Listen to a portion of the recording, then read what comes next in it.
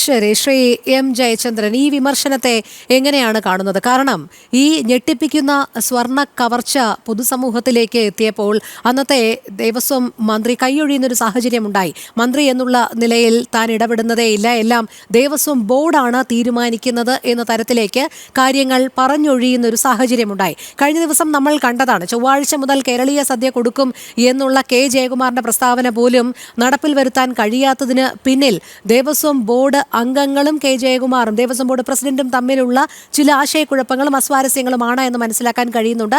അതിന് പിന്നിൽ സാമ്പത്തികമാണ് എന്നുള്ള സൂചനകളും വരുന്നുണ്ട്. അപ്പോൾ ഇത് നിയന്ത്രിക്കുന്നത് ഒരു രാഷ്ട്രീയ നേതൃത്വം തന്നെ, അല്ലെങ്കിൽ രാഷ്ട്രീയമായ ഇടപെടൽ കൃത്യമായി ഉണ്ടാകുന്നു. അപ്പോൾ ഒരു സ്വർണ്ണ കവർച്ചയിൽ അന്വേഷണം നടക്കുന്നത് കൊണ്ട് കാര്യമില്ല. സ്ഥായിയായ ഒരു മാറ്റം വരണമെങ്കിൽ ഈ കൊടും ചെയ്തികളൊക്കെ നടത്തുന്ന ആ രാഷ്ട്രീയ ഇടപെടലുകളാണ് ഒഴിവാക്കേണ്ടത്.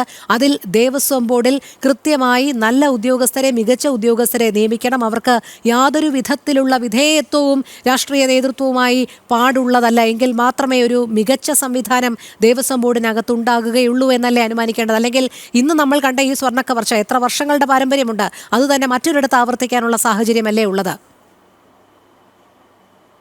ഞാൻ പറയുന്നത് കേൾക്കുന്നുണ്ടോ? ഇപ്പോൾ കേൾക്കാം. ആ, ഇപ്പൊ ഞാൻ മുൻപേ സംസാരിച്ചത് അയാളൊന്നും കേട്ടില്ല എന്നാണോ രോഹിണി പറയുന്നത്? അല്ല, ശ്രീ ജയചന്ദ്രൻ കേൾക്കുന്നുണ്ടായിരുന്നു, പക്ഷേ ഇടയ്ക്ക് അത് ശബ്ദത്തിലൊരു ചെറിയ വെട്ടല് പോലെ വരുന്നുണ്ടായിരുന്നു. കൃത്യമായി അത് കേൾക്കാൻ സാധിക്കുന്നുണ്ടായിരുന്നില്ല. ഓക്കെ ഓക്കെ ഓക്കെ ആയിക്കോട്ടെ. ഇപ്പോ പ്രിയ സുഹൃത്ത് അഡ്വക്കേറ്റ് ശ്രീ അനിൽ വിളയിൽ എത്രമേൽ വികലവും രാഷ്ട്രീയ പ്രേരിതവുമായ ഒരു നിലപാടാണ് അവതരിപ്പിച്ചതെന്ന് നോക്കൂ. ജയകുമാറിനെ കൊണ്ട് പാട്ടെഴുതാൻ കൊള്ളാം, മറ്റൊന്നും കൊള്ളില്ല. ആരെപ്പറ്റിയാണ് പറയുന്നത്? കേരളത്തിന്റെ ചീഫ് സെക്രട്ടറി ആയിരുന്ന ഒരു വ്യക്തിയെ പറ്റിയാണ് പറയുന്നത്. ശബരിമലയുടെ കാര്യത്തിലൊന്നും സാധിക്കില്ലെന്നാണ് പറഞ്ഞത്. അല്ല, നിൽക്കൂ, താങ്കൾ ദയവായി എനിക്ക് സമയം തരൂ പറയാനുള്ളത്. താങ്കൾ പറഞ്ഞിട്ടൊന്നും ഞാൻ ഇടപെട്ടില്ലല്ലോ, പ്ലീസ്. അപ്പോ അദ്ദേഹത്തിന് ശബരിമലയുടെ കാര്യത്തിൽ ഒന്നും ചെയ്യാൻ സാധിക്കില്ല അത്ര. പിന്നെ അടുത്ത അഭിപ്രായം, ദേവസ്വം ബോർഡ് പിരിച്ചുവിടണം. താങ്കൾക്കും കൂടെ സ്വാധീനിക്കാൻ കഴിയുന്ന ഒരു സംവിധാനമാണല്ലോ യൂണിയൻ ഗവൺമെന്റ്, കേന്ദ്ര മന്ത്രിസഭ. 1949 ഒരു കവനന്റ് ഉണ്ടാക്കിയിട്ടുണ്ട് അന്നത്തെ തിരുവിതാംകൂർ ഗവൺമെന്റും യൂണിയൻ ഗവൺമെന്റുമായിട്ട്. അപ്പൊ ആ കവനന്റിന്റെ അകത്ത് കാര്യങ്ങൾ പറഞ്ഞിട്ടുണ്ട്. അത് വായിക്കാത്ത ആളാണ് താങ്കൾ എന്ന് ഞാൻ കരുതുന്നതേ ഇല്ല കേട്ടോ. താങ്കൾ നന്നായി വായിച്ച് പഠിച്ചിട്ടുണ്ട് എന്ന് തന്നെയാണ് എൻ്റെ ബോധ്യം. അപ്പൊ ആ കവനന്റിന്റെ അടിസ്ഥാനത്തിൽ നിങ്ങൾക്ക് എന്തും ചെയ്യാൻ കഴിയൂ അഡ്വക്കേറ്റ് ശ്രീ അനിൽ വിളയിൽ? പറയൂ, യൂണിയൻ ഗവൺമെന്റിനോട് പറയൂ, നിങ്ങൾ ആ കവനന്റ് റദ്ദാക്കാനുള്ള നടപടി സ്വീകരിക്കണം, ഈ സംവിധാനം പിരിച്ചുവിടണം എന്ന് പറയൂ. പറഞ്ഞിട്ട് അവരെ കൊണ്ടത് ചെയ്യിക്കൂ. താങ്കൾക്ക് കൂടെ സ്വാധീനിക്കാൻ കഴിയുന്ന ഒരു സംവിധാനമാണല്ലോ കേന്ദ്ര സർക്കാർ ഇപ്പോൾ. അപ്പൊ അത് ചെയ്യിക്കണം. അത് ചെയ്യിക്കാതെ ഒരു ചാനൽ ചർച്ചയിൽ വന്നിരുന്ന് അത് പിരിച്ചുവിടണമെന്ന് പറഞ്ഞാൽ ആർക്കും പിരിച്ചുവിടാൻ കഴിയില്ല. അങ്ങനെ പിരിച്ചുവിടാൻ കഴിയുന്ന രീതിയിൽ ഏതെങ്കിലും രാഷ്ട്രീയക്കാർ ചേർന്ന് ഉണ്ടാക്കിയ ഒരു സാധനമല്ല ആ കവനന്റ്.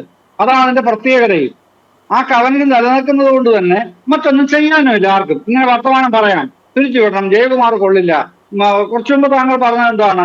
പ്രശാന്തും ഒക്കെ ചേർന്ന് നടത്തിയ കൊള്ള, പ്രശാന്ത് കൊള്ള നടത്തിയെന്ന് ഏതെങ്കിലും ആക്ഷേപം ഇതുവരെ വന്നിട്ടുണ്ട്? പിന്നെ 2020 കൊണ്ടുപോയതാണ് ദ്വാരപാലക ശില്പം, അതും കൊള്ള. താങ്കൾ എന്ത് ഇത്ര അസഹിഷ്ണുതയാ കാണിക്കുന്നത്? അത് അതിന്റെ ആവശ്യമില്ലല്ലോ. ഇപ്പൊ നമ്മുടെ മുമ്പിലുള്ള ഫാക്ട്സ് ഉണ്ട്. ആ ഫാക്ടുകൾ എന്താണ്? SIT അന്വേഷിക്കുന്ന എന്താണ്? ആരെ അറസ്റ്റ് ചെയ്തിട്ടുള്ള ആരെയാണ്? അകത്ത് കിടക്കുന്നത് ആരെയാണ്? പ്രശാന്തിനെ അന്വേഷണ ഉദ്യോഗസ്ഥർ ഇന്നേ വരെ മൊഴിയെടുക്കാനെങ്കിലും വിളിച്ചിട്ടുണ്ടോ? തന്ത്രിമാരെ വിളിച്ചല്ലോ, അതുപോലും പ്രശാന്തിനോട് ചെയ്തിട്ടില്ലല്ലോ. പിന്നെ താങ്കൾ ഇപ്പൊ ഇടയ്ക്ക് കയറിയാണെങ്കിലും പറഞ്ഞ ഒരു കാര്യം, അത് മറുപടി പറയേണ്ടതാണല്ലോ. എന്താണ് ചെയ്തത്? ഹൈക്കോടതി SIT രൂപീകരിക്കുന്നതിന് ഭാഗമായിട്ട് തന്നെ പറഞ്ഞല്ലോ, നവംബർ 5 ഉത്തരവ്, അതും താങ്കളുടെ കാണുമല്ലോ. നവംബർ 5 ഉത്തരവിൽ കൃത്യം ഹൈക്കോടതി പറയുന്നുണ്ട്, 30/6/2023 ഹൈക്കോടതി വിധിയുടെ ലംഘനമാണ് ഇപ്പൊ ശബരിമലയിൽ നടന്നത്. എന്തുകൊണ്ടാണ്? സ്പെഷ്യൽ കമ്മീഷൻ അറിയാതെ ഈ പ്രവൃത്തി നടത്താൻ പാടില്ല.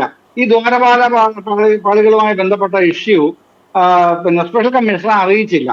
അപ്പോൾ 36 ഹൈക്കോടതി വ്യക്തമായിട്ട് പറയുന്നുണ്ട്, ഇവിടെ എന്ത് പ്രവൃത്തി ചെയ്യണമെങ്കിൽ മുൻകൂട്ടി അനുവാദം വാങ്ങിയിരിക്കണം ആ സ്പെഷ്യൽ കമ്മീഷൻ. എന്തുകൊണ്ടാണ്? അത് ഹൈക്കോടതി പറയുന്നുണ്ട്. അങ്ങനെ അറിയിച്ചു കഴിഞ്ഞാൽ കമ്മീഷണർ ഈ ബെഞ്ചിനെ അറിയിക്കും, ഹൈക്കോടതിയെ. അപ്പൊ ഞങ്ങളത് പരിശോധിച്ചിട്ട് ആവശ്യമെങ്കിൽ അനുവാദം കൊടുക്കും. അതിനെ തുടർന്ന് സ്പെഷ്യൽ കമ്മീഷണർ ആ അനുവാദം നിങ്ങൾക്ക് തരും. അങ്ങനെ അവിടെ ചെയ്യാമോ? അത് ലംഘിച്ചു. അതാണ് ഇപ്പോഴത്തെ കേസിന്റെ തുടക്കം. അതാണ് അത് 5/11/2025 കോടതി ഉത്തരവിൽ SIT സംബന്ധിച്ച ഉത്തരവിൽ ഹൈക്കോടതിയുടെ ഡിവിഷൻ ബെഞ്ച് പറയുന്നുണ്ടല്ലോ. അത് വ്യക്തമായിരിക്കെ താങ്കൾ ഈ ചർച്ചയിൽ നിന്ന് പറയുകയാണ് പ്രശാന്ത് കൊള്ള നടത്തി. കൊള്ള നടത്തിയെങ്കിൽ പിടിച്ചോട്ടെന്നേ, എനിക്ക് പ്രശാന്തിനെ സംരക്ഷിക്കേണ്ട കാര്യമൊന്നുമില്ല, ആരെ സംരക്ഷിക്കേണ്ട ബാധ്യതയുമില്ല. അത് പക്ഷെ നമ്മൾ പറയുമ്പോൾ രാഷ്ട്രീയ വിരോധം ഉണ്ട് എന്നെല്ലാവർക്കും അറിയാം. താങ്കൾ സംസാരിക്കുമ്പോൾ അതൊക്കെ ആയിക്കോട്ടെ, താങ്കൾ രാഷ്ട്രീയ വിരോധം പുലർത്തിക്കൊള്ളൂ, അതൊക്കെ ചെയ്തുകൊള്ളൂ. പക്ഷെ പറയുന്നതിന് ഒരു വ്യവസ്ഥയും വെള്ളിയാഴ്ചയൊക്കെ വേണ്ടേ? അഡ്വക്കേറ്റ് ശ്രീ അനിൽ പിള്ളയും അതല്ലേ അതിന്റെ ഒരു രീതി. താങ്കളെപ്പോലുള്ളവർ പറയുമ്പോൾ എന്നെപ്പോലുള്ളവർ പ്രതീക്ഷിക്കുന്നത് അങ്ങനെയാണ്. നമ്മൾ ആരോഗ്യകരമായ ഹെൽത്തി ഡിബേറ്റ് ആണ് നടത്തുന്നത് എന്നാണ് ഞാൻ വിചാരിക്കുന്നത്. വിമർശനങ്ങളും വിയോജിപ്പുകളും ധാരാളം ഉണ്ടാവുകയും വേണം. അവിടുന്നാണല്ലോ ശരിയിലേക്ക് നമ്മൾ എപ്പോഴും എത്തുകയും ചെയ്യുന്നത്. പക്ഷെ അത് അന്ധമായ അക്ഷരാഷ്ട്രീയ വിമർശനമായി മാറുമ്പോഴാണ് അരോചകമായി തീരുന്നത്. ആ അരോചകത്തും താങ്കളെ പോലുള്ള ആളും ഞാൻ പ്രതീക്ഷിക്കുന്നില്ല എന്നുള്ളതാണ് ഞാനിത് പറയുന്നത് കേട്ടോ. അതല്ല താങ്കളതാണ് തുടരാൻ ഉദ്ദേശമെങ്കിലും എനിക്കൊന്നും ചെയ്യാൻ കഴിയില്ലല്ലോ. എന്റെ അഭിപ്രായ ചർച്ചയിൽ അങ്ങോട്ട് പറഞ്ഞു എന്ന് മാത്രമേ ഉള്ളൂ. അതാണ് അതിന്റെ കാര്യം. പിന്നെ ഈ 1992 ജസ്റ്റിസ് KS പരിപൂർണന്റെ കാലത്താണല്ലോ ആദ്യമായി സ്പെഷ്യൽ കമ്മീഷൻ ഉണ്ടാകുന്നത്. അന്നത്തെ സ്പെഷ്യൽ കമ്മീഷണർ ആലപ്പുഴയിൽ നിന്ന് ജില്ലാ ജഡ്ജിയായിരുന്ന N കൃഷ്ണനായരുമാണ്. അദ്ദേഹത്തിന് അന്ന് ഓവറോൾ സൂപ്പർവിഷൻ മാത്രമേ വെച്ചിട്ടുള്ളൂ. ഈ ഓവറോൾ സൂപ്പർവിഷൻ മാറി ഇവിടുത്തെ കാര്യങ്ങളെല്ലാം സ്പെഷ്യൽ കമ്മീഷൻ അറിഞ്ഞ് ചെയ്യാവുന്ന ഉത്തരവ് വരുന്നത് 10/6/2023 മാത്രമാണെന്നേ. ഇതാണ് പ്രശ്നം. പക്ഷെ ഇന്നത്തെ ഹൈക്കോടതി ഉത്തരവ് എന്താണ് പറഞ്ഞിരിക്കുന്നത്? നമ്മൾ ഇതൊരു ചർച്ച ചെയ്യാത്തൊരു ഭാഗത്തേക്ക് വന്നിട്ടുണ്ടല്ലോ. 2014 മുതൽ 2025 വരെയുള്ള കാലയളവിൽ നടന്ന കാര്യങ്ങൾ ഇവിടെ അന്വേഷിക്കപ്പെടണം. അത്തരം അന്വേഷണങ്ങളൊക്കെ ശൈശവാവസ്ഥയിലാണ് എന്ന് പറയുന്നുണ്ടല്ലോ. അതുകൊണ്ടാണ് 6 ആഴ്ച നീട്ടിക്കൊടുക്കുന്നത് എന്നും പറയുന്നു. അപ്പോഴാണ് താങ്കൾ ഇഡിയുടെ കാര്യം രേണുക ചോദിച്ചത്. ഇഡിക്ക് പിന്നെ പ്രവർത്തനം വെളുപ്പിച്ചോ എന്നുള്ളതാണ് പരിശോധിക്കുന്നത്. അപ്പൊ ഇഡിയോട് ഹൈക്കോടതി പറഞ്ഞിട്ടുണ്ട്, നിങ്ങൾ SIT അന്വേഷണത്തിൽ ഇടപെടണമെന്ന്. റാന്നി കോടതിയിൽ നിങ്ങൾക്ക് FIR അപേക്ഷ കൊടുക്കണം, അത് കിട്ടും. അതൊക്കെ കിട്ടും. അപ്പൊ അവരവരുടെ നിലയിൽ അന്വേഷിച്ചിട്ട് ഈ പറയുന്നത് പോലെ കള്ളപ്പണം വെളുപ്പിക്കുന്ന ഏർപ്പാട് മറ്റു വിദേശ രാജ്യങ്ങളുമായിട്ട് ബന്ധപ്പെട്ട് സുഭാഷ് കപൂറിനെ പോലുള്ളവരുടെ സാധ്യതയുണ്ടോ എന്ന സംശയം ഇന്നത്തെ ഹൈക്കോടതിനെ പ്രകടിപ്പിച്ചിട്ടുണ്ടല്ലോ. അതൊക്കെയുള്ള കാര്യങ്ങൾ അന്വേഷിക്കാൻ അധികാരം ഇവർക്കില്ല. ആർക്ക്? ഇഡിക്ക്. അതിന് വേറെ പിന്നെ ആരാണ് പറഞ്ഞത്? താങ്കൾ തന്നെയാണ് പറഞ്ഞത്. NIA കാര്യം പറഞ്ഞത്. അത് NIA ആണോ CBI ആണോ എന്നൊക്കെയുള്ളത് പിന്നീട് തീരുമാനിക്കപ്പെടും. ദേശീയ അന്വേഷണ ഏജൻസിയുടെ അധികാരമുള്ളവരുണ്ടല്ലോ, അവരന്വേഷിക്കട്ടെ. അതെന്താ കുഴപ്പമൊന്നും. ശബരിമല നന്നാകണമെന്നും നന്നായിട്ട് നടക്കണമെന്നും ആഗ്രഹമില്ലാത്ത ആരെങ്കിലും ഉണ്ടോ? അതിനകത്ത് കൃഷി രാഷ്ട്രീയക്കാര് തിരികെ കയറ്റിവരില്ല ആരും. അത് ഈ പറഞ്ഞ 49 കവനന്റിന് ശേഷം 1950 ആദ്യം ഉണ്ടാകുന്ന മണ്ണത്ത് പത്മനാഭൻ ആശങ്കകളാണല്ലോ. ശ്രീ M ജയചന്ദ്രൻ, പക്ഷേ ഇവിടെ ഉയരുന്ന ചോദ്യം എന്ന് പറയുന്നത് എല്ലാ അന്വേഷണത്തെയും സ്വാഗതം ചെയ്യുന്നു, നന്നായി തന്നെ ശബരിമലയിൽ കാര്യങ്ങൾ മുന്നോട്ട് പോകണം എന്നുള്ളത് ഏവരും ആഗ്രഹിക്കുന്ന ഒരു കാര്യം തന്നെയാണ്. പക്ഷേ അവിടെ നടക്കുന്ന പ്രവൃത്തി ഇത് വെറും Unnikrishnan പോറ്റിയിലും Murari ബാബുവിലും KS ബൈജുവിലും N വാസുവിലും A പത്മകുമാറിലും മാത്രം ഒതുങ്ങുന്നതല്ല എന്നുള്ളത് എല്ലാവർക്കും അറിയാവുന്നതാണ്. ഇവരുടെയൊക്കെ ധൈര്യം എന്ന് പറയുന്നത് ഇവർക്ക് മുകളിൽ ഇവരെ അനുകൂലമായ രീതിയിൽ ഇവരെ എല്ലാ കാലവും രക്ഷിച്ചുകൊള്ളാം എന്നു പറയുന്ന ഒരു രാഷ്ട്രീയ നേതൃത്വമുണ്ട് എന്നുള്ളത് കൊണ്ട് തന്നെ ഈ രീതിയിലുള്ള കെടുകാര്യസ്ഥത ഇങ്ങനെ കാലാകാലങ്ങളായി നടന്നുകൊണ്ടിരിക്കുന്നത്. അതുകൊണ്ട് തന്നെയല്ലേ വരുന്ന ദേവസ്വം ബോർഡ് പ്രസിഡന്റുമാരെല്ലാം അതിനി അവർ നേരിട്ട് നടത്തിയില്ലെങ്കിൽ പോലും നേരത്തെ കഴിഞ്ഞുപോയ ഒരു കൊള്ളയ്ക്ക് ഉതകുന്ന തരത്തിലേക്ക് രേഖകളിലേക്ക് അടക്കം കാര്യങ്ങൾ കൊണ്ടുചെന്ന് തിരുത്തുന്നതിലേക്ക് എത്തുന്നത്. ഞാനത് അതിന് മറുപടി പറയുമ്പോൾ മുൻകൂറായിട്ട് താങ്കൾ അടക്കമുള്ളവർ ക്ഷമിക്കുക. അത്തരം അത്യാഗ്രഹമാണ് അത്തരം ഈ ചർച്ചകൾ തന്നെ. കാരണം ഈ ഏത് നിലയ്ക്കാണ് ഇതിൻ്റെ അകത്ത് രാഷ്ട്രീയ നേതൃത്വമായി ബന്ധപ്പെടുത്തി എന്തെങ്കിലും തരത്തിലുള്ള പരാമർശങ്ങൾ ഉണ്ടായിട്ടുള്ളത്? ഏതെങ്കിലും ദേവസ്വം ബോർഡ് പോയിട്ടുള്ള ഏതെങ്കിലും മന്ത്രി തിരുവിതാംകൂർ ദേവസ്വം ബോർഡിന്റെ ഏതെങ്കിലും ഫയലിൽ ഒപ്പിടേണ്ട എന്തെങ്കിലും ഉത്തരവാദിത്വങ്ങൾ ഏതെങ്കിലും കാര്യങ്ങളിൽ എന്തെങ്കിലും ഉണ്ടായിട്ടുണ്ടോ? ഇല്ലല്ലോ. പക്ഷെ നിങ്ങൾക്ക് ബന്ധിപ്പിക്കണം, അത് രാഷ്ട്രീയ നേതൃത്വം ബന്ധിപ്പിക്കണം. പലപ്പോഴും പലതായിട്ട് പറഞ്ഞിട്ടുണ്ടല്ലോ. അതവിടെ നിൽക്കട്ടെ. ഞാനതിന്റെ കൂടുതൽ ഡീറ്റെയിൽസിലേക്ക് പോകാത്തത് സമയം തീരെ കുറവായതുകൊണ്ടാണ് ഈ ചർച്ചയിൽ. എങ്കിലും ഇപ്പൊ ഇങ്ങനെ ചോദിക്കുമ്പോൾ ഡയറക്റ്റ് ഇങ്ങനെ ചോദിക്കുമ്പോൾ പറയാതിരിക്കാൻ കഴിയില്ലല്ലോ.